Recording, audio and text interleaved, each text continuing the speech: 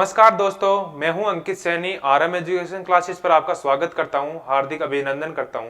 देखो दोस्तों, अपन 9th class का 5th चैप्टर पढ़ रहे थे। अपन कौन सा पढ़ रहे थे? 9th क्लास का 5th चैप्टर, जिसके अंदर क्या, जिस चैप्टर का नाम क्या था? जीवन की मौलिक इकाई। वो चैप्टर पढ़ रहे थे। वो चैप्टर अपन कहाँ तक पढ़ लिए थे? साइटोप्लाज्म तक। कहाँ तक पढ़ लिए थे? साइटोप्लाज्म तक, मतलब कोशिका द्रव्य तक। अब कोशिका द्रव्य के अंदर छह प्रकार के अंग थे, उनके बारे में पढ़ लिया था। उनके बारे में उनकी डेफिनेशन, मतलब जो कितने प्रकार के होते हैं उनके बारे में पढ़ लिया था। जो अगर वो पिछले वाला वीडियो नहीं देखा हो तो यहाँ पर आई बटन आ रहा है, यहाँ पर आई बटन पर क्लिक करके वो पिछले वाला वीडियो आप देख सकते हैं। जिससे क्या है कि आपका जो बेस है वो उस, मतलब इस चैप्टर का जो बेस है और जो डेफिनेशन है वो मैंने पहले ही करवा दी उस वीडियो के अंदर। जिससे क्या है कि जो आगे वाले टॉपिक है ना इस चैप्टर के जो पार्ट, इस चैप्टर का जो पार्ट 2 है वो आपको आसानी से समझ में आ जाएगा। वो क्या है कि आसानी समझ में आ जाएगा। जो बेस है ना, मैंने पहले ही पिछली वाली वीडियो में जो पार्ट 1 है उसके अंदर करवा दिया है। ठीक है, तो यहाँ पर आई बटन आ रहा है, उस पर क्लिक करके आप जो पिछले वाला वीडियो है वो देख सकते हैं। इसके बाद अपन कहाँ पर थे? अपन थे कोशिका द्रव्य, मतलब कि साइटोप्लाज्म। इसमें क्या पढ़ा था? यहाँ पर इसमें दो चीजें होती है, सिस्टोल और कोशिका अंगक। कोशिस्टोल किसे बोलते हैं? यह जलीय द्रव होता है, मतलब कि एक जल के प्रकार का होता है और इसमें अनेक प्रकार की प्रोटीन होती है। इसके अंदर क्या होती है? अनेक प्रकार की प्रोटीन होती है। किसके अंदर? सिस्टोल के अंदर। उसके बाद क्या है? कोशिका अंग। कोशिका अंग किसे बोलते हैं?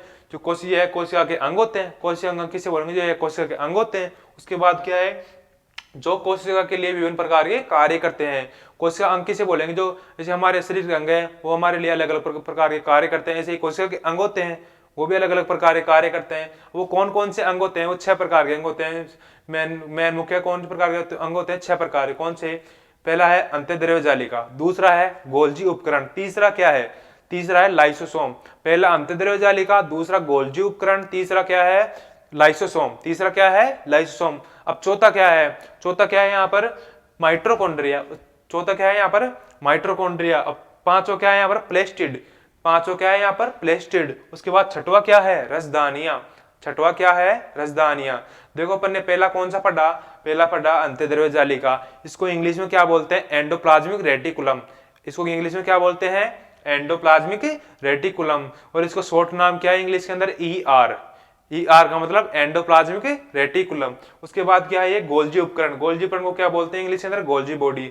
उसके बाद लाइसोसोम को लाइसोसोम ही बोलते हैं। उसके बाद क्या है? माइटोकॉन्ड्रिया। माइटोकॉन्ड्रिया को माइटोकॉन्ड्रिया ही बोलते हैं।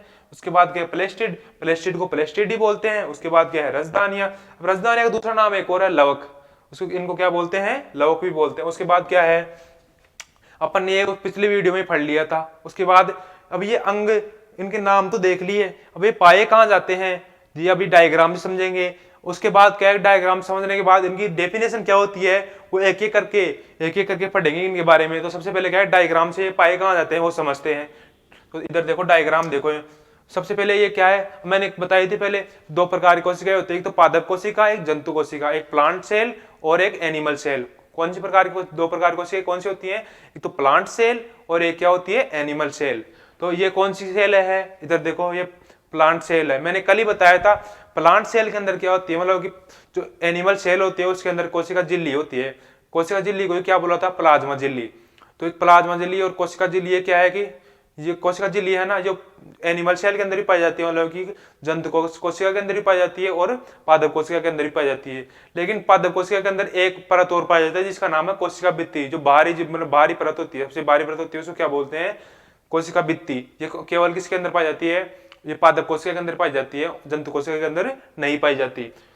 तो इधर देखो, अपन ने ये पढ़ लिया था। जब रोबोट था उसने माइक्रोस्कोप से देखा था तो इस प्रकार का दिख रहा था। उस टाइम पर क्या है कि कंपाउंड माइक्रोस्कोप थी, मतलब पुरानी वाली माइक्रोस्कोप थी, इसलिए वहां पर स्कैन, मतलब कि सुस्पष्ट नहीं दिख रहा था। अब क्या है कि वो इलेक्ट्रॉनिक मतलब कि इलेक्ट्रॉनिक माइक्रोस्कोप है, उससे क्या है कि आराम से बिल्कुल साफ दिखता है। तो वो इसलिए अब ये इस प्रकार की दिख रही थी। और 1665 में रोबोटों ने कोशिका खोज गई थी, उस टाइम पर किस प्रकार की दिख रही थी? इस प्रकार की दिख रही थी। तो अब समझ में आ गया। अब इसके अंदर सबसे पहले क्या है? अपन पढ़ रहे थे एंडोप्लाज्मिक रेटिकुलम। इसको हिंदी में क्या बोलते हैं? अंतःद्रव्य जालिका। अंतःद्रव्य जालिका सबसे पहले यही तो था वहां पर, कोशिका द्रव्य का अंग। तो सबसे पहले क्या है? Endoplasmic reticulum. इसको हिंदी में क्या बोलते हैं? अंतःद्रव्य जालिका। इसको हिंदी में क्या बोलते हैं? अंतःद्रव्य जालिका। इसको हिंदी में क्या बोलते हैं? अंतःद्रव्य जालिका। और ये 2 प्रकार की होती है। अंतःद्रव्य जालिका कितने प्रकार की होती है? 2 प्रकार की। एक तो खुरदरी अंतःद्रव्य जालिका और दूसरी चिकनी अंतःद्रव्य जालिका। अब एक बात बताओ, इसका नाम क्या दिया अपन ने अंतःद्रव्य जालिका का? Endoplasmic reticulum. इसका भी क्या है? Endoplasmic reticulum. उसके बाद कितने प्रकार की होती है एंडोप्लाज्मिक रेटिकुलम? 2 प्रकार की। कौन सी? पहली खुरदरी और चिकनी। अब खुरदरी को अपन क्या बोलते हैं? रफ। खुरदरी को क्या बोलेंगे? रफ। और चिकनी को क्या बोलेंगे? स्मूथ। चिकनी को क्या बोलेंगे? स्मूथ। तो इसका नाम तो क्या हो गया? R E R. तो ये क्या है? खुरदरी अंतःद्रव्य जालिका, मतलब कि रफ एंडोप्लाज्मिक रेटिकुलम। उसके बाद क्या है? चिकनी अंतःद्रव्य जालिका। इसको क्या बोलेंगे? S E R. S E R. इसका मतलब स्मूथ एंडोप्लाज्मिक रेटिकुलम। इसको क्या बोलेंगे? चिकनी अंतःद्रव्य जालिका को स्मूथ एंडोप्लाज्मिक रेटिकुलम। उसके बाद क्या है? उसके बाद है लाइसोसोम। उसके बाद सबसे पहले अपन ये लाइसोसोम बाद में देखेंगे। सबसे पहले अपन ने क्या पढ़ा था? ये अपन ने केंद्रिक झिल्ली पढ़ ली थी। केंद्रिक झिल्ली किसे बोलेंगे? जो केंद्रिक झिल्ली, ये देखिए इधर इसको बोले थे क्या? केंद्रिक झिल्ली। जो कोशिका द्रव्य की बार जो बाहर की होती है, उस कोशिका द्रव्य की बार, उसकी क्या बोलते हैं? केंद्रिक झिल्ली। ये क्या है? केंद्रिक झिल्ली। पर ये तो क्या अंदर वाली क्या है? केंद्रिक झिल्ली। पर अपन पढ़ रहे हैं कौन सी? पादप कोशिका। पादप कोशिका के अंदर क्या पाई जाती है? कोशिका भित्ति और पाई जाती है। ये जंतु कोशिका के अंदर नहीं पाई जाती है, एब्सेंट होती है। मतलब कि जो कोशिका भित्ति है जंतु कोशिका के अंदर एब्सेंट होती है और पादप कोशिका के अंदर प्रेजेंट होती है। और जो कोशिका झिल्ली है, जो सेल मेम्ब्रेन है, वो किसके अंदर पाई जाती है? जो एनिमल सेल के अंदर भी प्रेजेंट होती है और प्लांट सेल के अंदर भी प्रेजेंट होती है। कौन? वो कोशिका झिल्ली, मतलब कि सेल मेम्ब्रेन। ठीक है। तो अब इधर देखो, ये केंद्रिक झिल्ली को क्या बोलते हैं? केंद्रिक झिल्ली क्या है? जो केंद्र के बाहरी जो वाली झिल्ली होती है उसको क्या बोलते हैं? केंद्रक झिल्ली। तो ये क्या है? केंद्रक झिल्ली। ये क्या है? केंद्रक झिल्ली। पढ़ लिया था अपन ने कल, वो मतलब कि पिछले वाली वीडियो में पढ़ लिया था। उसके बाद क्या है?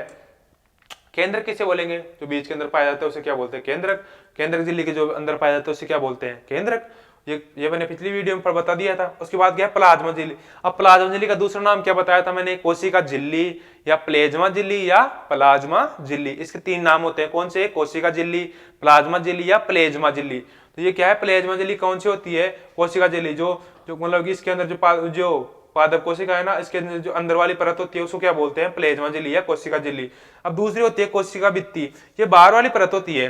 सबसे बाहर वाली परत कौन सी होती है? पादप कोशिका की कोशिका भित्ति। ये कौन सी होती है? ये कौन सी होगी? कोशिका भित्ति। उसके बाद आपने देखा होगा माइटोकॉन्ड्रिया। माइटोकॉन्ड्रिया का और क्या बोलते हैं इसको पावर हाउस या बिजली घर भी बोलते हैं। किसको? माइटोकॉन्ड्रिया क्या बोलते हैं? पावर हाउस या बिजली घर भी बोलते हैं। तो माइटोकॉन्ड्रिया कहां पर है? ये आपको ये संरचना दिख रही है, ये वाली, ये वाली, ये वाली, ये सब क्या है? ये सब माइटोकॉन्ड्रिया ही तो है। ये सब माइटोकॉन्ड्रिया ही तो है। तो ये है माइटोकॉन्ड्रिया। ये क्या है? माइटोकॉन्ड्रिया। अब उसके बाद क्या है? गोल्जी उपकरण। अब आपने कभी ऐसी संरचना देखी होगी,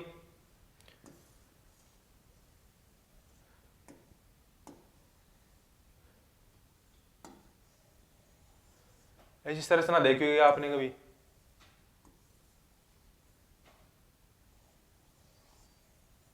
ये क्या है? गोल्जी उपकरण। अभी इसी संरचना कहां दिख रही है आपको? ऐसी वाली संरचना ये दिख रही है, इधर देखो, ये रही। इसको क्या बोलते हैं? गोल्जी उपकरण। इसको क्या बोलते हैं? गोल्जी उपकरण। उसके बाद प्लेस्टिड क्या है? हरित लवक। इसको क्या बोलते हैं? ये कहां पर है? ये है, ये रहा, ये रहा। ये क्या है? प्लेस्टिड। उसके बाद बचा क्या? लाइसोसोम बचा। लाइसोसोम एक इधर गोल गोल दिख रही है ना आपको, ये वाले, ये सब क्या है? लाइसोसोम है। ये सब क्या है? लाइसोसोम। अपन ने खुरदरी अंतःद्रव्य जालिका पढ़ ली। खुरदरी अंतःद्रव्य जालिका को इंग्लिश में क्या बोलते हैं? Rough endoplasmic reticulum. अब चिकनी अंतःद्रव्य जालिका को क्या बोलते हैं? चिकनी अंतःद्रव्य जालिका को क्या बोलते हैं? Smooth endoplasmic reticulum. अब ये तो समझ में आ गई सब चीजें, पर ये चिकनी और खुरदरी मतलब ये समझ में नहीं आई। इधर देखो आप, अंतःद्रव्य जालिका ये तो पढ़ लिया इनका। अब इनको क्या है कि हिंदी में नाम, इनको हिंदी में क्या बोलते हैं, इंग्लिश में क्या बोलते हैं, ये तो पढ़ लिया। अभी इसके अंदर होती कहां पर है? और अपन ने इधर वाली सारी चीजें पढ़ ली। अभी इसके अंदर कहां पर पाई जाती है? इधर देखो, ये क्या है? इनकी संरचना ऐसी होती है, ऐसी, ऐसी, ऐसी, ऐसी। अब ऐसी कहां पर संरचनाएं हैं? ये रही। ये देखो इधर, ये वाली संरचना, ये वाली संरचना। इधर देखो, ये वाली क्या है? अंतःद्रव्य जालिका। इनको क्या बोलते हैं? Endoplasmic reticulum. अब इधर देखो, यहां पर आपको दिख रहे होंगे ऐसे रोम से मतलब कि ऐसे बिंदु से बिंदु से, यहां पर ये क्या है? ये क्या है? ये क्या है? राइबोसोम। जो यहाँ पर ये बिंदु से दिख रहे हैं ना, इनको क्या बोलते हैं? राइबोसोम। इनको क्या बोलते हैं? राइबोसोम।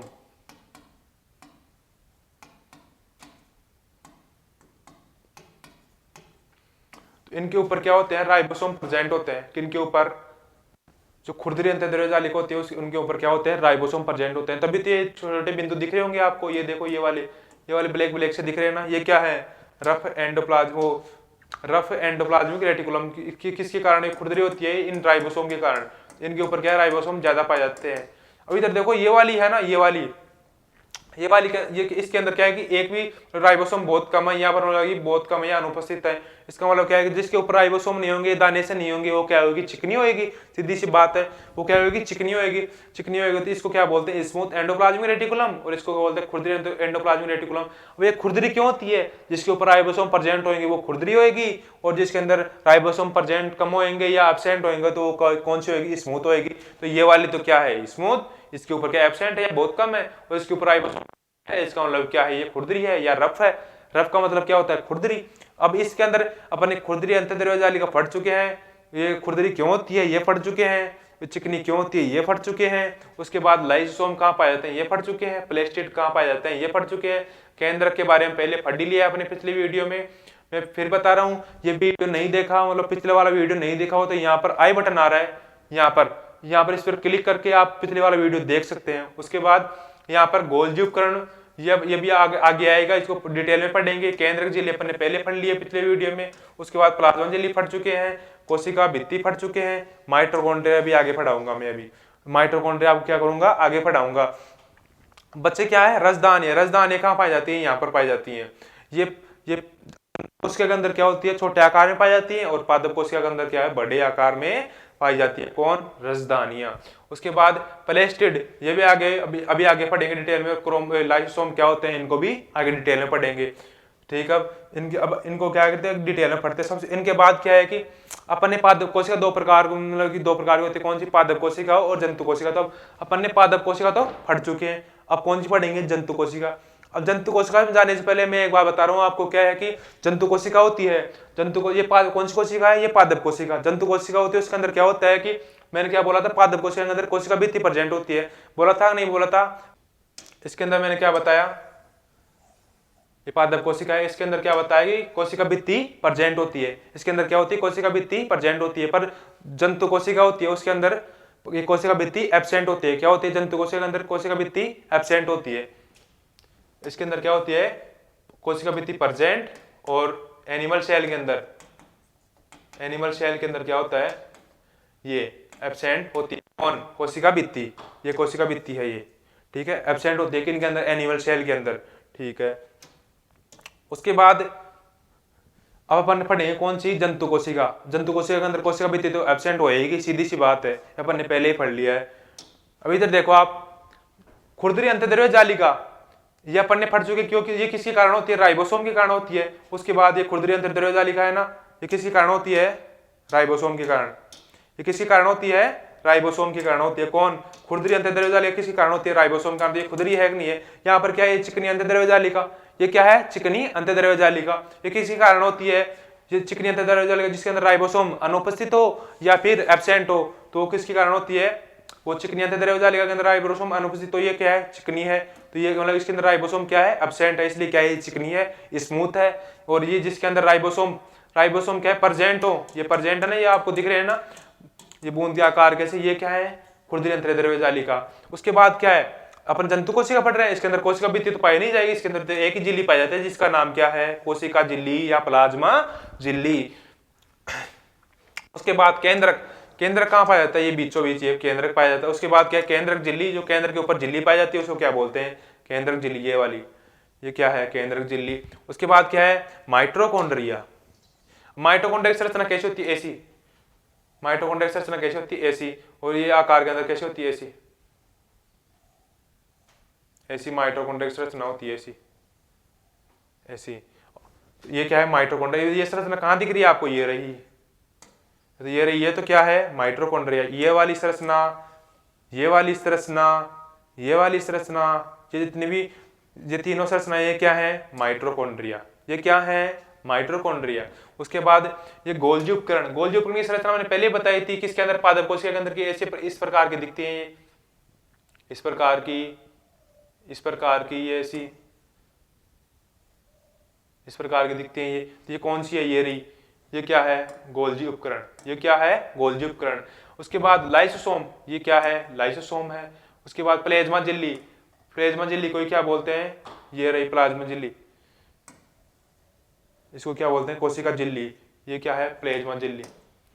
ठीक है, ये क्या है, माइटोकॉन्ड्रिया, ये रहा, केंद्रक झिल्ली ये रही, केंद्र के बाहर वाली ये केंद्रक रहा। उसके बाद गोल्जी उपकरण मैंने बता ही दिया, ये रहा। और ये क्या है, माइटोकॉन्ड्रिया, ये क्या है, माइटोकॉन्ड्रिया, तीनों डायग्राम बताए थे मैंने माइटोकॉन्ड्रिया के हैं।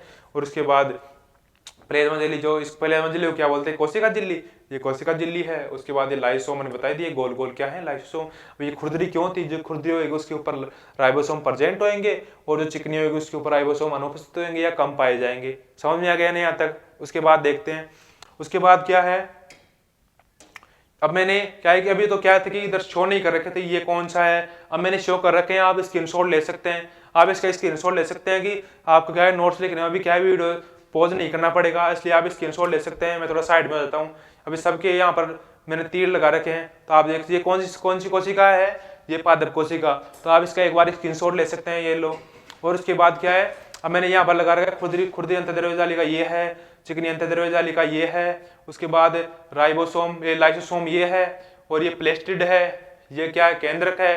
उसके बाद ये गोल्जी बॉडी है, ये केंद्रक झिल्ली है, ये प्लाज्मा झिल्ली है, और ये कोशिका जितनी बारी परत होती है क्या बोलते हैं, कोशिका भित्ति, क्योंकि ये पादप कोशिका इसके अंदर क्या है, कोशिका भित्ति प्रेजेंट होती है। उसके बाद ये क्या है, माइटोकॉन्ड्रिया है, और ये पादप कोशिका फट रहे थे, तो ठीक। अब क्या है, एनिमल सेल आएगी, मतलब जंतु कोशिका आएगी। जंतु कोशिका के अंदर खुरदरी अंतर्द्रव्य जालिका, चिकनी अंतर्द्रव्य जालिका, ये समझ में आई गई क्यों होती है, राइबोसोम के कारण होती है। राइबोसोम जिसके अंदर प्रेजेंट होएगा वो रफ, और जो जिसके अंदर राइबोसोम अनुपस्थित होएगा या एब्सेंट होएगा वो क्या होएगी, जिसके अंदर राइबोसोम अनुपस्थित होएगा वो क्या होगी, स्मूथ होएगी। ठीक है, सीधी सी बात है। उसके बाद ये गोल गोल है, इनको क्या बोलते हैं, लाइसोसोम, प्लाज्मा झिल्ली, गोल्जी उपकरण, ये सब पढ़ लिए। अब इनके अंदर माइटोकॉन्ड्रिया हुआ, ये लाइसोसोम हुआ, गोल्जी उपकरण हुआ, ये अंतर्द्रव्य जालिका, इनको क्या है, इनको अभी पोजीशन ही जानी है कि ये कहाँ पाई जाती है, पर ये नहीं दिखा कि इनकी डेफिनेशन क्या होती है, ये थोड़ी जाना है, अभी तक ये नहीं जाना। तो अभी क्या है कि इनके जो कोशिका द्रव्य के अंदर 6 अंग पाए जाते हैं ना, उनको डिटेल में भी पढ़ेंगे। अभी तो क्या है, ये पोजीशन ही जाने हैं, ये कहाँ पाए जाते हैं। ठीक है, अब इनको इनकी डेफिनेशन पढ़ते हैं, इनके कार्य क्या है वो पढ़ते हैं। तो सबसे पहले क्या है, अंतर्द्रव्य जालिका, सबसे पहले क्या करते हैं, सबसे पहले उसमें भी क्या था, अंतर्द्रव्य जालिका, सबसे पहले इसको पढ़ते हैं। सबसे पहले क्या है, अंतर्द्रव्य जालिका। अब मैंने सबसे पहले बता दिया था इसको क्या बोलते हैं, एंडोप्लाज्मिक रेटिकुलम, इसको क्या बोलते हैं, एंडोप्लाज्मिक रेटिकुलम। उसके बाद इसको शॉर्ट में क्या लिखते हैं, ER, ये देखो ये लिख भी रखा है मैंने, यहाँ पर क्या है, ER। यह झिल्ली युक्त नलिकाओं तथा, अब ये इसकी डेफिनेशन क्या है, झिल्ली युक्त नलिकाओं तथा शीट का भी साल तंत्र होता है, मतलब ये झिल्ली युक्त नलिकाओं से मिलकर बनी होती है। ये किससे मिलकर बनी होती है, झिल्ली युक्त नलिकाओं से मिलकर बनी होती है। और इधर देखो ये लाल लाल दिख रहा है ना आपको, ये लाल लाल रेड रेड है ना, ये क्या है, केंद्रक, न्यूक्लियस, ये न्यूक्लियस है। उसके बाद ये आपको ब्लू ब्लू दिख रहा है ना, ये क्या है, न्यूक्लियर मेम्ब्रेन या केंद्र में केंद्रक झिल्ली, ये क्या है, न्यूक्लियर मेम्ब्रेन। ठीक है, उसके बाद न्यूक्लियर मेम्ब्रेन, और इसके बाद ये वाली ये नलिकाओं जैसी संरचनाएं दिख रही हैं, ये क्या है, समांतर क्रम में नलिकाओं जैसी संरचनाएं दिख रही हैं, ये क्या है, अंतर्द्रव्य जालिका या एंडोप्लाज्मिक रेटिकुलम। उसके बाद अंतर्द्रव्य जालिका कितने प्रकार की होती है, 2 प्रकार की, और 2 प्रकार की हमने पहले ही पढ़ ली, कौन सी, एक तो खुरदरी और एक चिकनी अंतर्द्रव्य जालिका। अब सब चिकनी अंतर्द्रव्य जालिका को क्या बोलेंगे, स्मूथ एंडोप्लाज्मिक रेटिकुलम। दूसरी क्या है, खुरदरी अंतर्द्रव्य जालिका है, उसको क्या बोलेंगे, रफ एंडोप्लाज्मिक रेटिकुलम। उसके बाद क्या है, अब ये पढ़ते हैं कि अपनी ये पूछ लिया, मतलब ये समझ लिया तो उस टाइम पर कि ये जो चिकनी अंतर्द्रव्य जालिका क्यों होती है, खुरदरी अंतर्द्रव्य जालिका क्यों होती है, तो ये पढ़ लिया, तब दोबारा से पढ़ लेते हैं एक बार और। ये कोशिका झिल्ली व नलिकाओं से बनी होती है। ठीक है, ये पढ़ लिया, नलिकाओं से मिलकर बनी होती है। ये लिपिड बनाने में मदद करती है, ये लिपिड बनाने में मदद करती है। अब लिपिड से आपको याद आया होगा कि मैंने क्या बताया था, कोशिका झिल्ली होती है ना, किसकी बनी होती है, लिपिड और प्रोटीन की। तो लिपिड कहाँ, ये लिपिड कहाँ बनती है, यहाँ पर बनती है। उसके बाद क्या है, इनमें राइबोसोम क्या होते हैं, कम होते हैं। किन के अंदर कम होते हैं, स्मूथ एंडोप्लाज्मिक रेटिकुलम के अंदर। इसलिए तो क्या है ये, इसलिए क्या होती है, स्मूथ होती है। स्मूथ का मतलब क्या होता है, चिकना होता है, तो चिकनी ये इसलिए क्या होती है, चिकनी होती है। अब रफ के बारे में पढ़ते हैं, रफ एंडोप्लाज्मिक रेटिकुलम, इसको क्या बोलते हैं, RER या रफ एंडोप्लाज्मिक रेटिकुलम।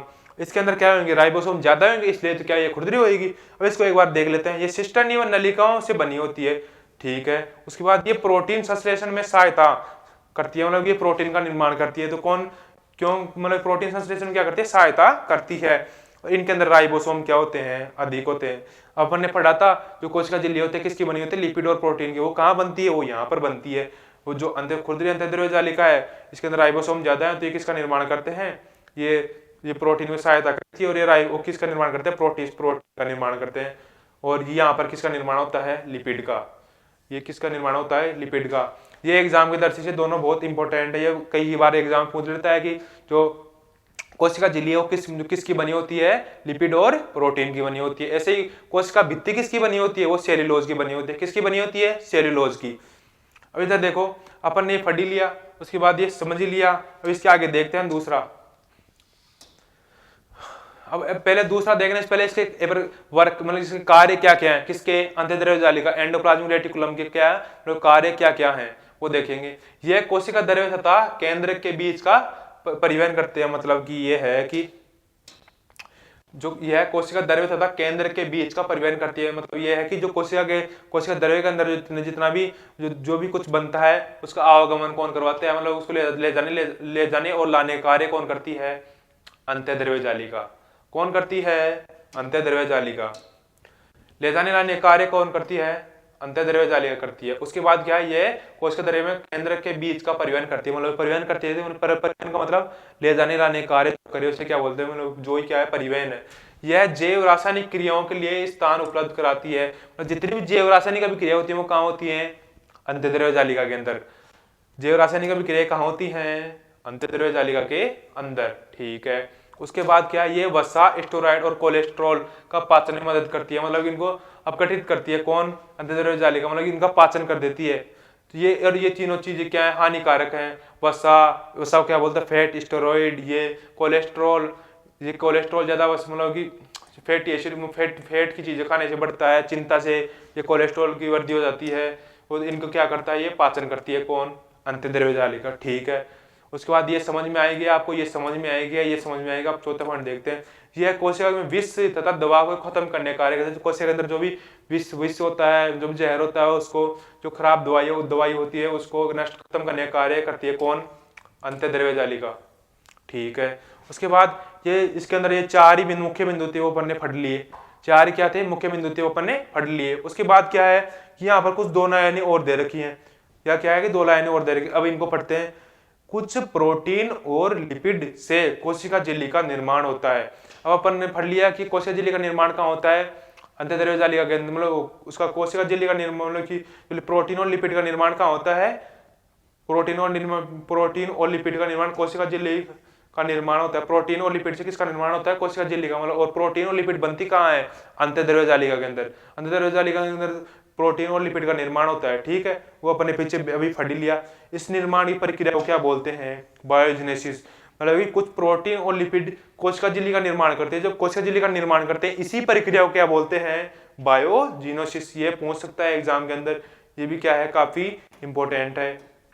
उसके बाद दूसरा देखते हैं। अब दूसरा क्या है, गोल्जी उपकरण। दूसरा क्या है, गोल्जी उपकरण। दूसरा क्या है, गोल्जी उपकरण। इसको क्या बोलते हैं, गोल्जी बॉडी या गोल्जी काय। उसके बाद यह पतली झिल्ली युक्त पुट्टिकाओं का समूह होता है। देखो, पतली झिल्ली युक्त पुट्टिकाओं का समूह होता है, और ये समांतर क्रम में पाया जाता है। ये पुट्टिकाएं एक दूसरे के समांतर और ऊपर पाई जाती हैं। अब देख लो, एक दूसरे के समांतर और ऊपर पाई जा रही हैं, और जिसी को क्या कहते हैं, कुंडिका कहते हैं। उसी को क्या बोलते हैं, कुंडिका कहते हैं।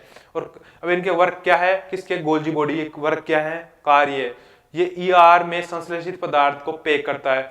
अब एक बार इधर देखो, जो भी ईआर के अंदर संश्लेषित पदार्थ, जो पदार्थ बनते हैं, जो भी पदार्थ बनेंगे, अब किसी को जो जैसे मान लो कोई चीज है, उसको पैक करके भेजेंगे तो आज सही तरीके से जाएगी। उसको खुला भेजेंगे तो वो सही तरीके से नहीं पूछेगी। इसलिए वो अंतःद्रव्य जालिका के अंदर जो भी बनता है वो गोल्जी बॉडी के पास भेजती है। ये क्या है, पैक करने का कार्य करती है। किसी भी सामान को पैक करने का, पैकिंग का कार्य किसका है, गोल्जी बॉडी का है। तो ईआर का मतलब एंडोप्लाज्मिक रेटिकुलम या अंतःद्रव्य जालिका, इसमें संश्लेषित पदार्थ को यह पैक करती है। क्या करती है, पैक करता है। उसके बाद दूसरा काम क्या है, लाइसोसोम का निर्माण। अभी लाइसोसोम पढ़े थे ना, ऐसे गोल गोल से आकार के थे छोटे छोटे, वो क्या बोलते हैं, लाइसोसोम। अब लाइसोसोम का निर्माण कहाँ होता है, गोल्गी उपकरण के अंदर। अब लाइसोसोम होते क्या है वो आगे पढ़ेंगे अभी। यह पदार्थ को पुट्टिकाओं में संचित तथा रूपांतरित करता है। ये पदार्थ को पुट्टिकाओं में संचित मतलब कि संचित रखता है और रूपांतरित करता है। और पीछे अभी राइबोसोम का नाम आया था, वो भी लास्ट में अंदर बता दूंगा मैं राइबोसोम होता क्या है, ठीक है। और ये लाइसोम है वो भी आगे आएगा, इसको भी मैं बता दूंगा। और राइबोसोम आया है, इसको भी मैं बता दूंगा आपको आगे लास्ट के अंदर, राइबोसोम बता दूंगा, ठीक है। और मैंने आपको कल बोला था कि डीएनए की फुल फॉर्म मतलब कि पार्ट वन था इस चैप्टर का, उसके अंदर मैंने बोला था डीएनए की फुल फॉर्म बतानी है कमेंट बॉक्स के अंदर। तो किस किस ने बहुत सारे ने जवाब दिया था, डीऑक्सी राइबोज न्यूक्लिक अम्ल। तो ये सबका सही जवाब था 1-2 के अलावा। तो क्या है कि सबका सही जवाब था 1-2 के अलावा। तो जिनका गलत जवाब था वो लिख लेना डीऑक्सी राइबोज न्यूक्लिक अम्ल, ठीक है। उसके बाद ये हो गया गोल्जी बॉडी। अब इसके कार्य क्या क्या हैं वो देखते हैं। उसके बाद क्या है, इसके कार्य देख लिए।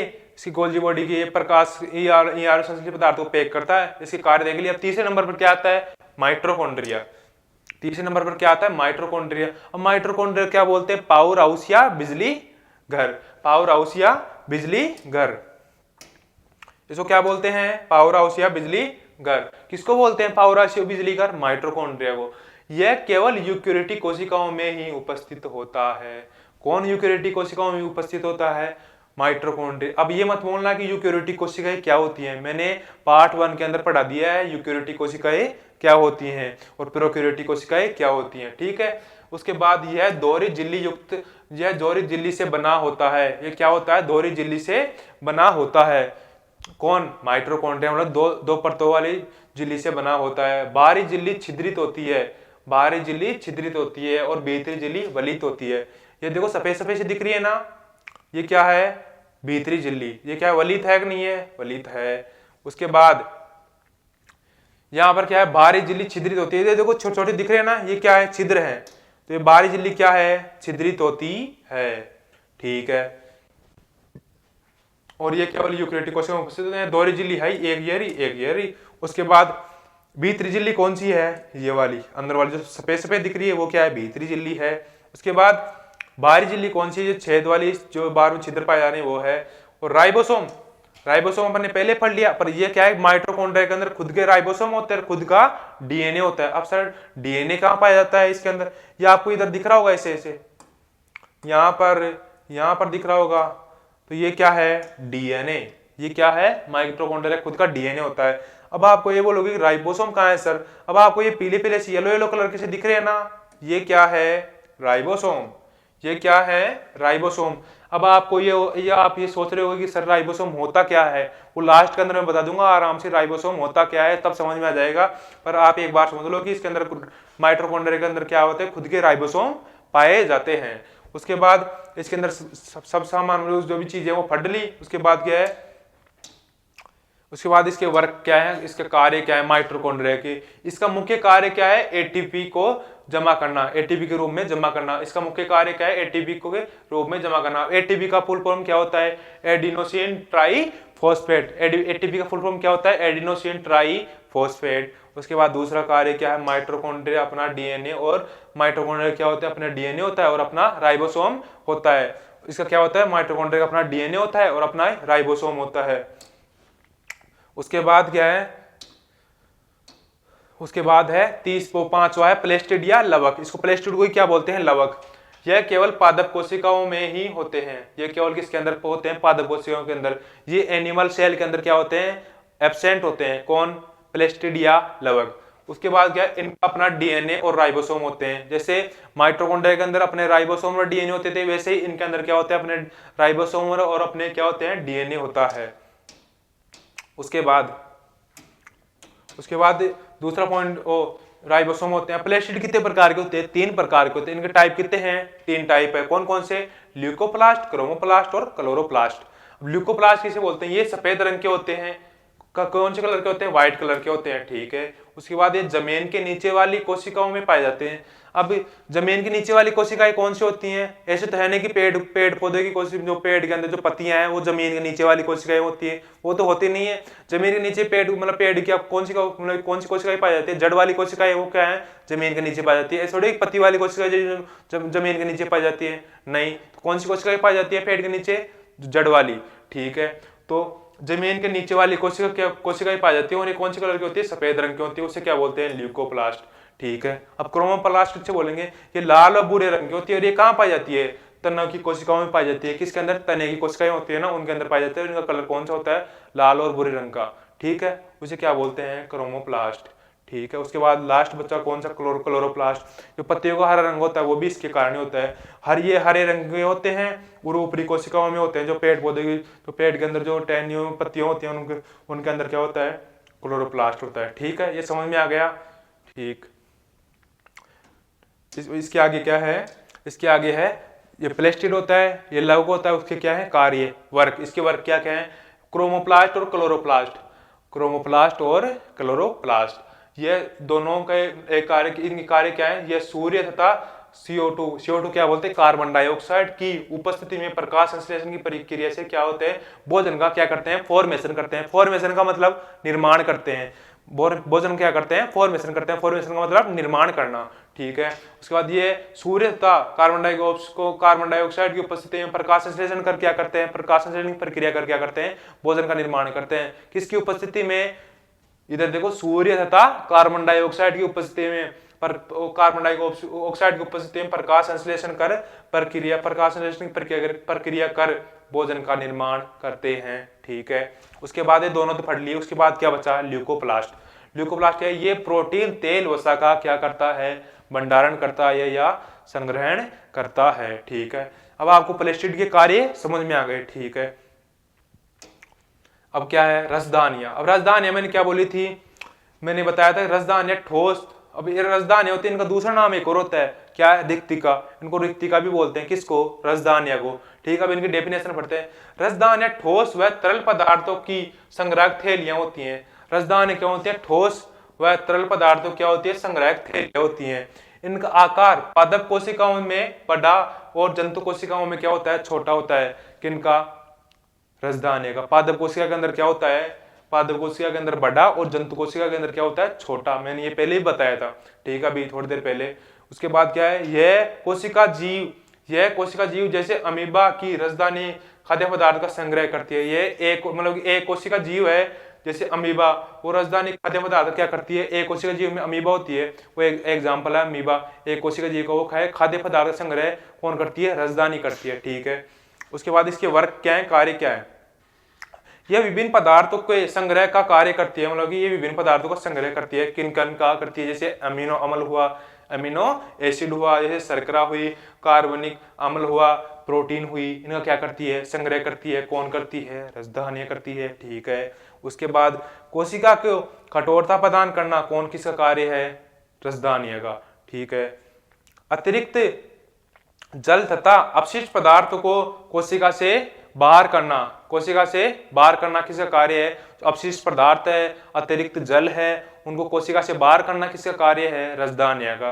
ये टॉपिक ये लाइन समझ में आ गई, ठीक है। इनको निकालने का कार्य किसका है? रसदानियां का है, ये ठीक है। उसके बाद इसके कार्य पढ़ लिए, ठीक। अब आता है राइबोसोम मैंने बोला था। अब राइबोसोम आ रहा था। अब राइबोसोम को पढ़ लेते हैं, ठीक है। अब राइबोसोम क्या होता है? यह सूक्ष्म कण है जो अमीनो अम्ल से प्रोटीन का संश्लेषण करता है। अब एग्जाम के अंदर कई बार पूछ लेते हैं कि जो प्रोटीन होती है वो किससे बनती है? अमीनो अम्ल से। तो यह सूक्ष्म कण है जो अमीनो अम्ल से प्रोटीन का संश्लेषण करता है। अब आप ऐसे बोलोगे सर प्रोटीन पहले भी आपने बताई शायद थोड़ी देर पहले कि प्रोटीन वहां भी बनती है और यहाँ भी बनती है। इसका चक्कर क्या है? वो चक्कर भी बता दूंगा मैं आपको। आप ऐसे सोचोगे कि प्रोटीन यहाँ भी बन रही है और अभी थोड़ी देर पहले वहां आप पीछे भी बता रहे थे वहां भी बन रही है। वो पीछे कहाँ बताया तो मैं बताऊंगा अभी आपको, ठीक है। उसके बाद सभी तरह की प्रोटीन का निर्माण राइबोसोम के द्वारा ही किया जाता है, ठीक है। अब यहाँ पर कंफ्यूजन हो रही है तो कोई बात नहीं, अभी कंफ्यूजन दूर हो जाएगा, ठीक है। उसके बाद क्या? ये अंत्यद्रव्य जालिका की सतह पर माइटोकॉन्ड्रिया में तथा क्लोरोप्लास्ट में पाए जाते हैं। ये अंत्यद्रव्य जालिका की सतह पर माइटोकॉन्ड्रिया में तथा क्लोरोप्लास्ट में पाए जाते हैं। ये कहाँ पाए जाते हैं? अंत्यद्रव्य जालिका, माइटोकॉन्ड्रिया और क्लोरोप्लास्ट के अंदर पाए जाते हैं। कौन पाए जाते हैं? राइबोसोम। कौन पाए जाते हैं? राइबोसोम। अब समझ में आ गया ये? ठीक। अब आपको ये समझ में नहीं आया कि प्रोटीन का संश्लेषण यहाँ भी होता है और वहां भी होता है, तो मैं आपको समझाता हूं। मैंने कहा बताया था आपको? यहां बताया था। प्रोटीन और लिपिड का निर्माण कहाँ होता है? झिल्ली का निर्माण होता है, मैंने आपको यहां बताया था। इधर देखो, यहां पर बताया मैंने। अंतर्द्रव्य जालिका के अंदर क्या बताया था? ये चिकनी अंतर्द्रव्य जालिका होती है, किसका निर्माण करती है? लिपिड का। ये झिल्ली व नलिकाओं से बनी होती है, लिपिड का बनाने में मदद करती है। इनके अंदर राइबोसोम कम होते हैं। अब राइबोसोम तो होते तो क्या है? कम। यहाँ पर इसलिए क्या है, किसका निर्माण करते हैं? लिपिड का। पर अपन किसकी बात करें? प्रोटीन की। प्रोटीन के अंदर ही तो आप कंफ्यूजन हो रहे थे। अब यहाँ पर क्या है? खुरदरी अंतर्द्रव्य जालिका। अब खुरदरी का मतलब क्या होता है? रफ। तो रफ का मतलब क्या है कि यहाँ पर खुरदरी अंतर्द्रव्य जालिका या रफ एंडोप्लाज्मिक रेटिकुलम। इसके अंदर रफ कैसे होएगी? जब राइबोसोम प्रेजेंट होंगे, इसका मतलब वहां पर भी क्या पर राइबोसोम फट के आए हैं अपन। राइबोसोम फट के आए तो इसका मतलब वहां पर प्रोटीन का निर्माण हो रहा था। तो यहाँ पर भी क्या है? राइबोसोम प्रेजेंट होते, यहाँ पर प्रोटीन का निर्माण होगा नहीं होगा? तो सर होगा। उसके बाद क्या है? ये सिस्टर्नी व नलिकाओं से बनी होती है और ये प्रोटीन का संश्लेषण करती है। प्रोटीन का संश्लेषण क्यों करती है? क्योंकि अंदर यहाँ पर राइबोसोम क्या होते हैं? अधिक होते हैं, और राइबोसोम वहां पर फट के आए हैं, तो यहाँ पर राइबोसोम की क्या होती है? अधिकता होती है। इसलिए क्या है कि यहाँ पर प्रोटीन का निर्माण होता है। और लिपिड का निर्माण कहाँ होता है? स्मूथ एंडोप्लाज्मिक रेटिकुलम में। ठीक है, और अब कोई दिक्कत थोड़ी है। और अगर मैं एक बार रिवीजन और करवा देता हूँ, अपन ने क्या क्या पढ़ा ये देख लेते हैं एक बार। ये डायग्राम देखा, ये डायग्राम दोनों समझ में आ गए। ये एनिमल सेल का है, जंतु कोशिका का है, और उसके बाद ये है पादप कोशिका का। आपको पादप कोशिका और जंतु कोशिका में एक चीज याद रखनी है, पादप कोशिका के अंदर क्या है? कोशिका भित्ति पाई जाती है, और जंतु कोशिका के अंदर कोशिका भित्ति नहीं पाई जाती।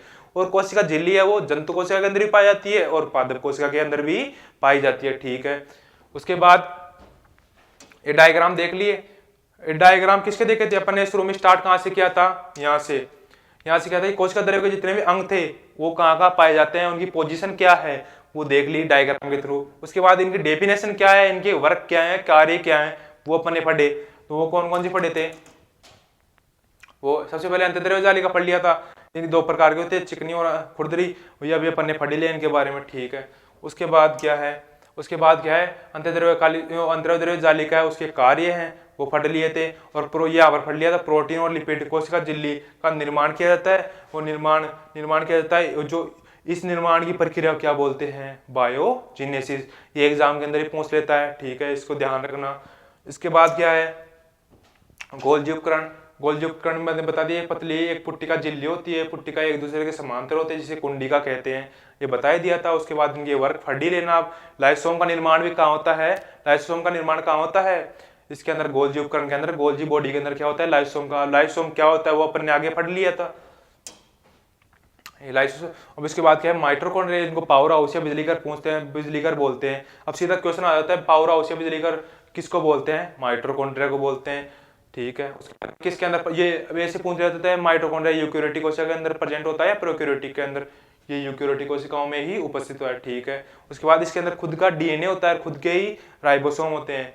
इसके अंदर खुद का डीएनए होता है और खुद के राइबोसोम होते हैं। इसके अंदर दो प्रकार की झिल्ली होती है, भीतरी और बाहरी झिल्ली। ठीक है, उसके बाद क्या पढ़ा था? माइटोकॉन्ड्रिया के वर्क, ये एटीपी के रूप में जमा करना, और माइटोकॉन्ड्रिया के अंदर खुद का अपना डीएनए और राइबोसोम होता है, ये मैंने बता ही दिया है। उसके बाद माइटोकॉन्ड्रिया का कार्य पढ़ लिए। उसके बाद क्या है? प्लेस्टिड पढ़ा, प्लेस्टिड के बारे में पढ़ी, इसके वर्क पढ़े। तीन प्रकार के होते हैं, कौन कौन से? ल्यूकोप्लास्ट, क्रोमोप्लास्ट और क्लोरोप्लास्ट। ये कहाँ कौन कौन से? सफेद और लाल और भूरे रंग के और हरे रंग के होते हैं। ये इनके बारे में पढ़ ही लिया। ठीक है, उसके बाद क्या है? प्लेस्टिड के कार्य। प्लेस्टिड के कार्य क्रोमोप्लास्ट, क्लोरोप्लास्ट, इनका कार्य क्या है? सूर्य तथा कार्बन डाइऑक्साइड की उपस्थिति में प्रकाश संश्लेषण की क्रिया कर भोजन का फॉर्मेशन करते हैं। ठीक है, उसके बाद ल्यूकोप्लास्ट, ये प्रोटीन, तेल, वसा का क्या करते हैं? भंडारण या संग्रहण करते हैं। उसके बाद क्या है? रसदानियां के अंदर ठोस तरल पदार्थों का संग्रह थैलियां होती हैं। उसके बाद इनका आकार पादप कोशिका से बड़ा, जंतु कोशिका के अंदर क्या होता है? छोटा होता है। ये पढ़ ही लिया था, इनके वर्क पढ़ ही लिए थे। ठीक है, उसके बाद क्या है, राइबोसोम। राइबोसोम पढ़ी है, ये सूक्ष्म कण है जो अमीनो अम्ल से प्रोटीन का संश्लेषण करता है। अब कोई कंफ्यूजन थोड़ी आ रहा है, नहीं आ रहा है सर। उसके बाद क्या है, सभी तरह के प्रोटीन का निर्माण कौन, राइबोसोम के ही द्वारा ही किया जाता है। ठीक है, ये बात भी सही है, समझ में भी आ गई। उसके बाद क्या है, अंतर्द्रव्य जालिका की सतह पर माइटोकॉन्ड्रिया में तथा क्लोरोप्लास्ट में पाए जाते हैं। ठीक है, ये समझ में आ गया। ठीक है, तो अब ये क्या है, अब ये चैप्टर है, इसका ये पार्ट यहीं खत्म होता है। कौन सा, सेकंड पार्ट। और थर्ड पार्ट आएगा, और थर्ड पार्ट के अंदर इसका भाग 3 आएगा। उसके अंदर जो जो चैप्टर बच गया है ना, वो उसको कंप्लीट कराया जाएगा। उसके बाद जो नोट्स, जो मतलब एनसीईआरटी के जो इंपॉर्टेंट क्वेश्चन है वो हल करवाए जाएंगे किसके अंदर, पार्ट 3 के अंदर।